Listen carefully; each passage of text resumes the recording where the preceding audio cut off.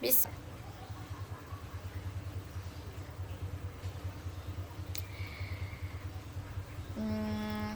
Kita akan mulai materi tentang momentum sudut. Momentum sudut didefinisikan sebagai perkalian antara momen inersia dan kecepatan sudut. Rumusnya adalah L sama dengan I kali omega. L momentum sudut, I momentum inersia, omega kecepatan sudut.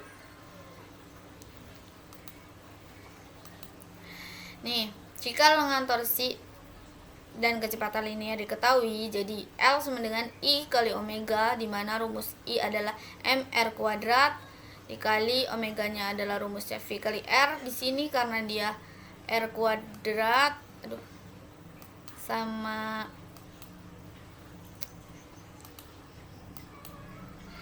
di sini karena R sama R jadi mrv. Ya, lanjut ya. Nah, di sini ada hukum kekekalan momentum sudut. Hukum kekekalan momentum menyatakan bahwa jika resultan momen gaya pada sebuah benda tegar yang bergerak rotasi bernilai 0, maka momentum sudut benda tegar yang bergerak rotasi selalu konstan. I kali omega sama dengan konstan, atau I1 omega 1 sama dengan I2 omega 2. Di sini pemain ski. Di sini ada contoh pemain ski. Kalian bisa temuin tentang materi ini pada pemain ski. Gitu.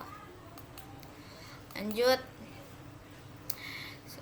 Contohnya, suatu benda punya momen inersia 2 kg meter kuadrat dan berotasi pada sumbu tetap dengan kecepatan sudut 1 radian per second. Berapa momentum sudutnya? Momen inersianya udah diketahui, kecepatan sudutnya udah diketahui, kita langsung aja masukin. L sama dengan I kali omega 2 kali 1 sama dengan 2 kg meter kuadrat per second. Itu jawabannya. Lanjut. Nah, kelajuan sudut 4 radian per second, masa-masa jaringan 1 kg dan 0,5 meter. Terus ada masa-masa dan jari 0,2 kg dan 0,1 meter. Jadi ada 2 ya, 1 dan 2. Nah, pusat cincin tepat di pusat silinder pejal, maka pirangan silinder pejal dan cincin akan berputar bersama-sama dengan kelajuan sudut. Yang ditanya itu omega 2-nya. Oke. Untuk momen inersia silinder pejal itu rumus momen inersianya sama dengan setengah mr kuadrat. Setengah 1 kali 0,5 kuadrat hasilnya 0,125. Dan momen inersia cincin I sama dengan mr kuadrat 0,2 kali 0,1 kuadrat hasilnya 0,002. Nah, kita masuk ke penyelesaiannya. I1 kali omega 1 sama dengan I2 kali omega 2. I1 nya udah diketahui 0,125, omega 1 nya tadi 4, terus sama dengan I2 nya itu berarti 0 momen inersia silinder pejal ditambah momen inersia cincin dikali omega 2. Nah, ini 0,125 kali 4 0,5. Nah, 0,125 ditambah 0,002 0,127 kali omega 2, jadi omega 2 sama dengan 0,5 dibagi 0,127. Omega 2 nya sama dengan 4 radian per second. Paham ya? Lanjut, titik berat. Ada materi titik berat. Titik berat itu yang tadi dia akan tetap mempertahankan keadaannya walaupun ada gaya yang bekerja pada benda tersebut. Titik berat, suatu titik dalam suatu benda, dapat juga di luar benda, di mana gaya berat benda bekerja secara efektif. Berat tiap partikel. Nih, kalau dia berat itu W. Nah, W1 kali X1 dan seterusnya ditambah W1 tambah W2 dan seterusnya. Ini untuk sumbu X dan ini untuk sumbu Y. Nah, ini garis. Kalau garis itu L. Ya, sama semuanya. Dan terus ada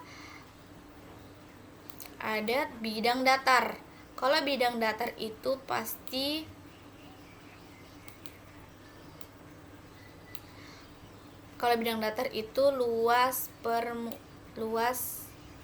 luas bidangnya. Luas bidangnya tuh semua sama. Terus kalau bangun ruang itu volumenya. Oke, kita langsung saja. Ada beberapa catatan bisa dilihat ini untuk mencari titik berat dari benda-benda ini atau bangun-bangun ini, bidang-bidang ini. Terus di sini ada bangun ruangnya, silakan bisa dicatat. Ada prisma, ada bidang kulit silinder, bidang kulit limas, bidang kulit kerucut, bidang kulit setengah bola. Oke, lanjut. Nah, ini contoh soalnya. Contoh soalnya, tentukan koordinat titik berat susunan 6 buah kawat tipis berikut ini dengan acuan titik 0. Nih, I1 dengan 20 nih. I1, maaf. Ini L1 itu karena dia satu kotak dikali 20 maka dia 20. X1-nya 20 nih, garis satu ini 20.